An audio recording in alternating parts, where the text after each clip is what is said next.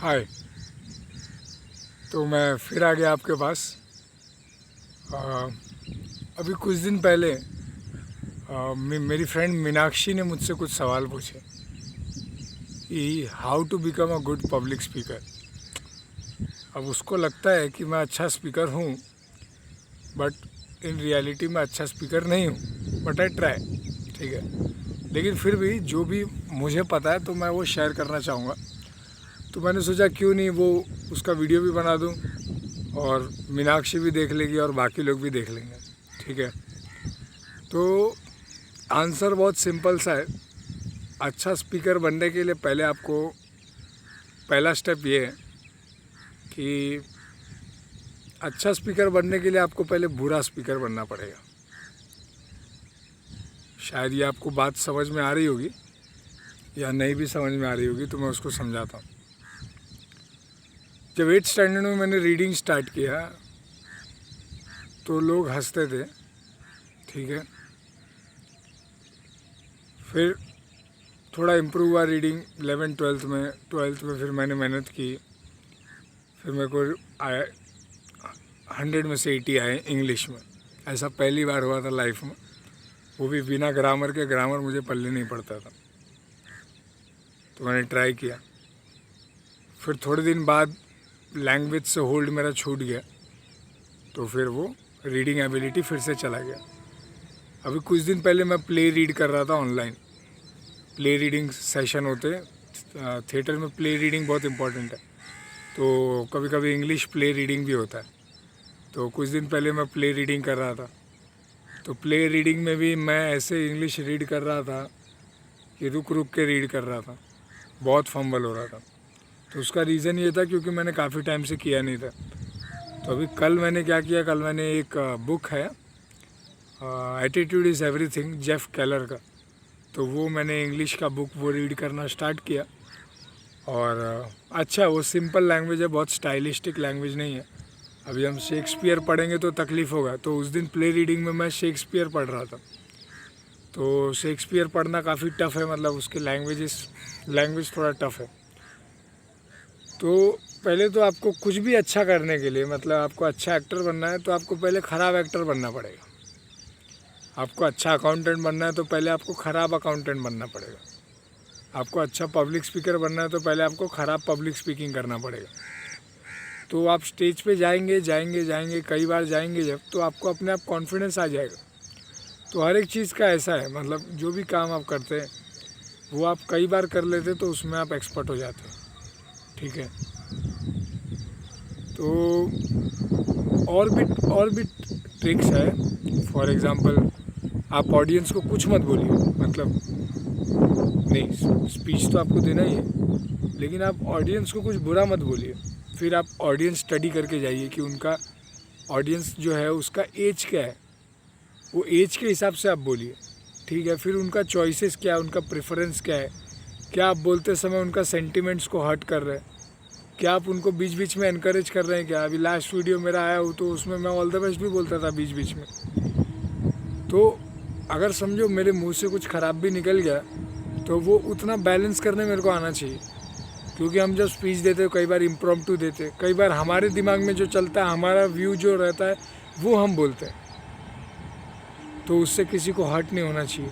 तो आप उस बात का ध्यान रखिए। फिर कोई सवाल पूछता है तो आपको उसका सवाल का जवाब देना है। नहीं दे पाए तो आप बोल दीजिए कि मैं इसके बारे में सर्च करूँगा और मैं बताऊँगा।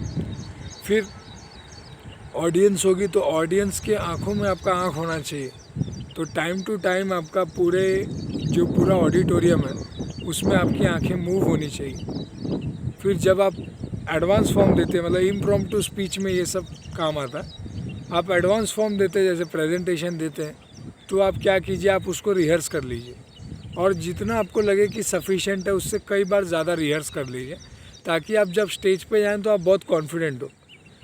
कोई भी आप काम करेंगे तो उसमें आपको बोरिंग लगेगा, मतलब अगर आप प्रेजेंटेशन का भी रिहर्सल करेंगे कई बार तो काफ़ी बार रिहर्सल करना पड़ता है, तो वो प्रोसेस बहुत बोरिंग होगा। लोगों को लगेगा क्या बोला है, बहुत इंटरेस्टिंग बोलता है, लेकिन इन रियलिटी क्या होता है, आप बहुत रिहर्स करके आए हैं, आप वही चीज़ 100 बार पहले बोल चुके हैं, तो फिर जब ऑडियंस सुनती है तो उनको अच्छा लगता है, आप टोन फिक्स कर लें, ठीक है।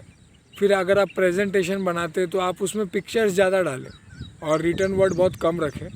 जो भी आप बोले मुंह से बोले।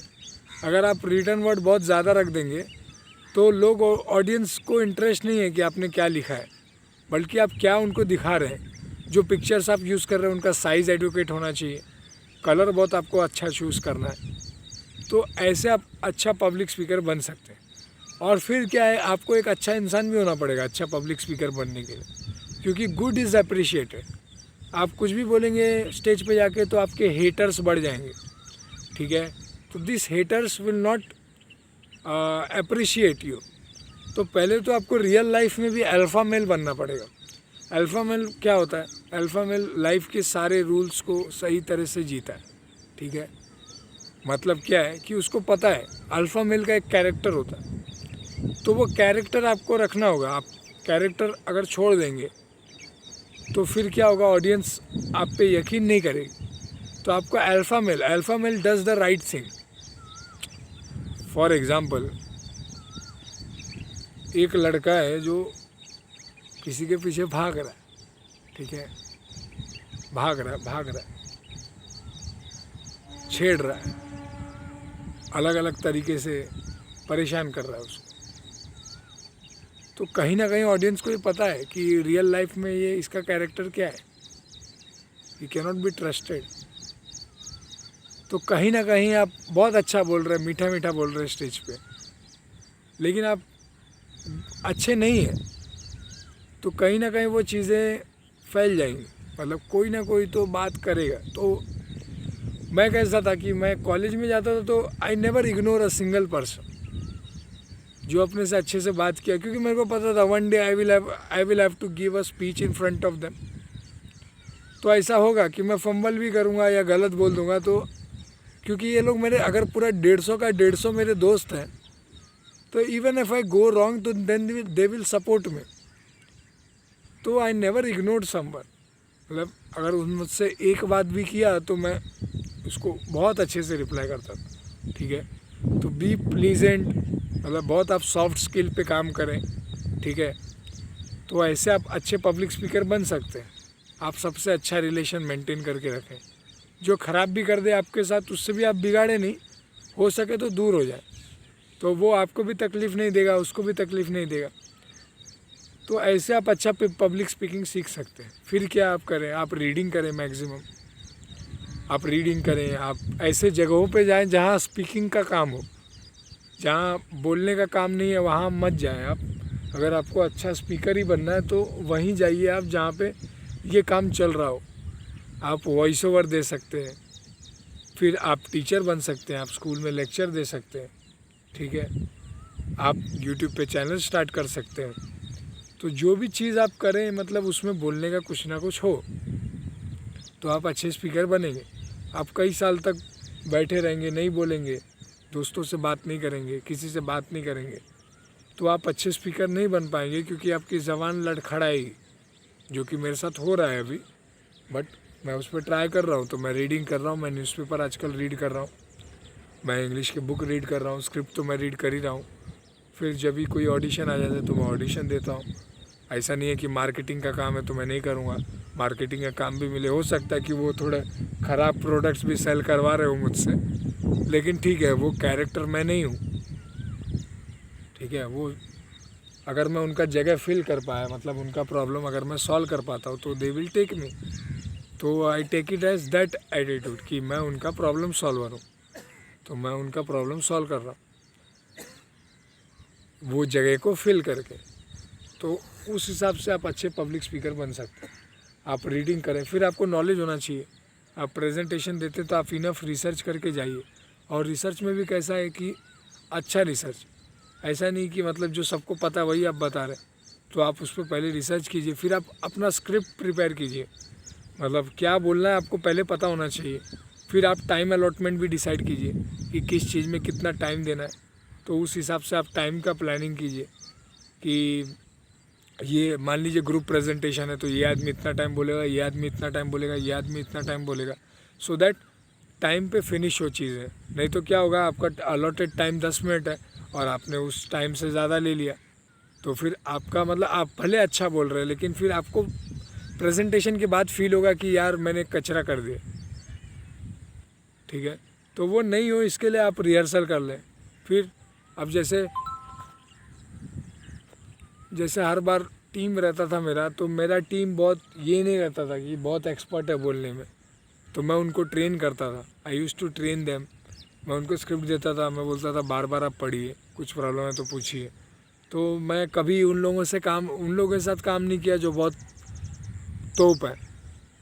मतलब मैं जब काम भी करता था तो उसमें कुछ लोग होते थे, जैसे मैं जब प्रेजेंटेशन देता था तो प्रिया काफ़ी अच्छा करती थी, पूजा काफ़ी अच्छा करती थी, एक और लड़की थी वो भी बहुत अच्छा करती थी। लेकिन अगर किसी को वॉलंटियरली आना है मेरे पास, तो वो नॉर्मल लोग भी आते थे, मतलब जिन्होंने कभी प्रेजेंटेशन दिया ही नहीं है, ठीक है। तो उनको मैं 4 ही लाइन देता था और उनका डेडिकेशन देखता था कि कितने डेडिकेटेड है। मैं उनको इन्फ्लुएंस भी करता था, तो वो 4 ही लाइन उनको इतनी बार पढ़ लेते थे कि जब वो भी बोलते थे स्टेज पे, तो वो 4 ही लाइन में वो आग लगा देते थे। तो जब भी आप कॉरपोरेट में भी आप टीम में काम करें, तो आप ये नहीं देखें कि ये बंदा बहुत स्मार्ट है तो मैं इसको ले लूँ। तो वो स्मार्ट को लेंगे आप तो वो कचरा करेगा, वो आपके अगेंस्ट जाएगा, ठीक है। लेकिन जो लोग आपका सुन रहे हैं उनको आप लीजिए, उनको आप ट्रेन कीजिए, तो वो लोग आपका सुनेंगे तो आपका काम सही होगा। मतलब एक को तो नेतृत्व उठाना पड़ेगा ना, एक को तो बागडोर उठाना पड़ेगा, रिस्पॉन्सिबिलिटी लेना पड़ेगा। तो उस हिसाब से आप काम करें जब आप प्रेजेंटेशन देते हैं। टीम में भी आप कोई भी छोटा काम करते हैं, बड़ा काम करते हैं, तो टीम में भी आप उन्हीं लोगों को ले जो आपका सुनते हैं, क्योंकि आपका सुनेंगे नहीं तो वो रिवॉल्ट होगा, उसको समझाने में ज़्यादा टाइम चला जाएगा, ठीक है। तो आप ये मत देखिए कि उसका ये क्या है, मतलब कि पिछला वर्क क्या है, वो काम कर पाएगा कि नहीं, पहले बहुत इंग्लिश अच्छा बोला है कि नहीं बोला है, ठीक है। आप ये याद रखिए कि आपने कैसे स्टार्ट किया था। आपने भी तो कभी छोटे से स्टार्ट किया, तो क्या नए को मौका नहीं मिलना चाहिए? क्या नए को भी मौका मिलना चाहिए? हो सकता है आपका काम ख़राब हो जाए लास्ट में, हो सकता है ना, तो आप उसके लिए भी तैयार रहिए। ऐसा नहीं कि आप, अगर मेरा जब प्रेजेंटेशन हो जाता था और कभी ख़राब भी जाता था, कभी मेरे वजह से या कभी टीम की वजह से, तो मैं प्रेजेंटेशन के बाद कभी नहीं बोला मैंने कि आपने बहुत ख़राब परफॉर्म किया या फिर आपकी वजह से ये हो गया।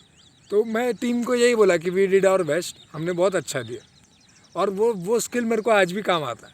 मैं स्टेज पे जाता हूँ, कई बार परफॉर्मेंस नहीं दे पाता हूँ, तो लोग उल्टा सीधा बोलते हैं कि सागर तू सेटल हो जाता है छोटे से, तू इम्प्रोवाइज़ नहीं करता है, ठीक है, तू सेटिस्फाई हो जाता है अपने परफॉर्मेंस से। तो मैं बोलता हूँ हाँ भाई, मैं सेटिस्फाई हो जाता हूँ अपने परफॉर्मेंस से।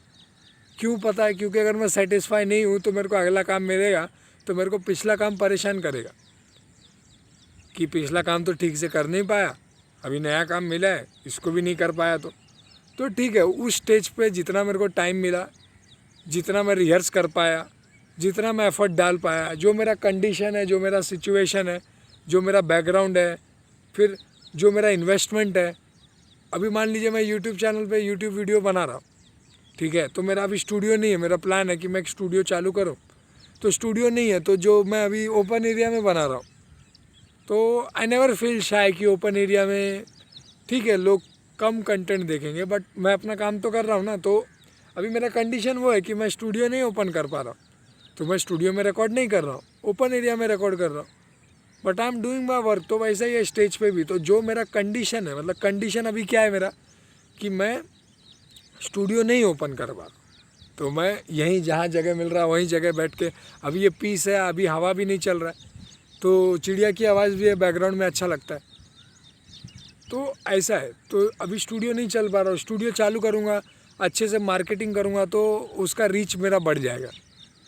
तो ऐसा है। तो आप ये मत, टीम जब आप सिलेक्ट कीजिए तो टीम में आप बहुत बेस्ट धुरंधर लोग को मत लीजिए, आप बहुत ही सिंपल लोगों को लीजिए, ठीक है, जिन्होंने शायद कभी ये काम किया भी नहीं हो, बट यही लोग हैं जिन पे आप ट्रस्ट करेंगे, तो ये लोग आपका काम और मेहनत से करेंगे, because they think that this guy has trusted me when no one has trusted, ठीक है। जब हमको कोई नहीं ले रहा था तब इसने लिया। अभी मैं आर्टिस्टिक ह्यूमन में भी जाता हूँ, तो दर्शन सर है वहाँ पे, तो मेरे को कोई लेता नहीं था थिएटर ग्रुप में, ठीक है।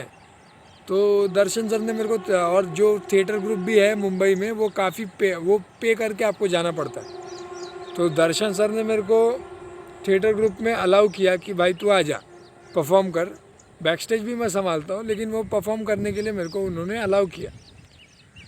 तो मैं नहीं भूलूँगा, मैं क्या करता हूँ जब भी परफॉर्मेंस होता है तो मैं क्या सोचता हूँ कि दर्शन सर ने मेरे पे ट्रस्ट किया, चल मेरे को 2 ही लाइन दिया लेकिन मेरे पे ट्रस्ट किया, तो आई डिलीवर माई बेस्ट। मैं कभी लाइफ में एक्टिंग नहीं किया, लेकिन